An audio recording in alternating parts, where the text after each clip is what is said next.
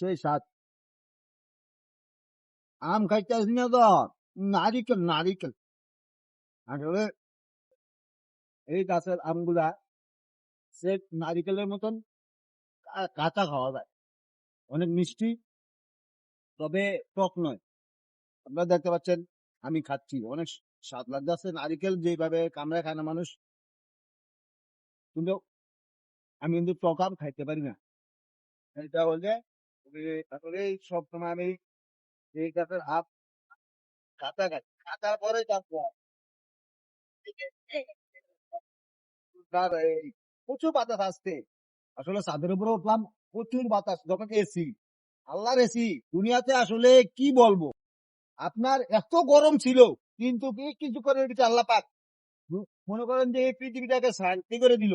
বাংলাদেশে বর্তমানে কুমিল্লা গৌরীপুরে আছি, প্রচুর বাতাস, ছাদের উপরে দাঁড়িয়ে আছি। আপনাদেরকে কি বলবো দর্শক, আসলে আমার কাছে এরকম লাগতেছে যে আল্লাহ পাক আমাদেরকে মনে করেন যে উপর দিকা যেন এই মানে এসি, বড় এসি লাগাইছে, এত ঠান্ডা বাতাস, আমার শীতে ধরে গেছে অলরেডি। আল্লাহ পাক দেখেন কি না করতে পারে।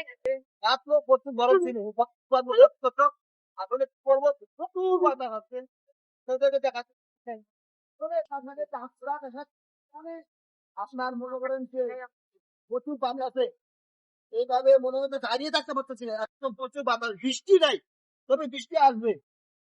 কিন্তু আল্লাহ পাক সেকেন্ডের ভিতরে এটাকে পরিবর্তন করে দিলেন। এই আল্লাহ কি না করতে পারি, কিন্তু আমরা মানুষ, আমরা ভাবি যে আমরা অনেক কিছু, আসলে আমরা কিছুই না।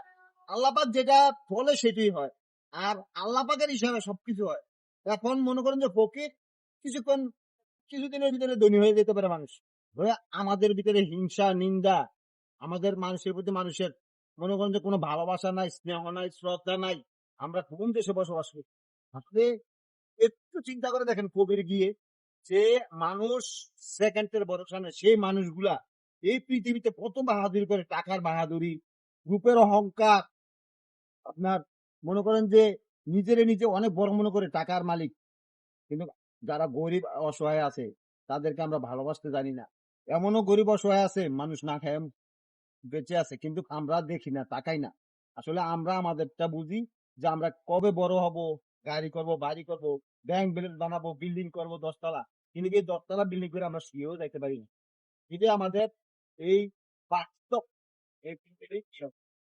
সবাইকে ধন্যবাদ, ভালো থাকুন, সুস্থ থাকুন, আর ঠান্ডা বাতাস খান, ঠান্ডা মান্না। আসলে মনে করেন যে কিছুক্ষণ পরে পাইকিনে সন্দেহ আছে, আল্লাহ পাক কোন সময় আবার নিয়ে যায়। ধন্যবাদ সবাই।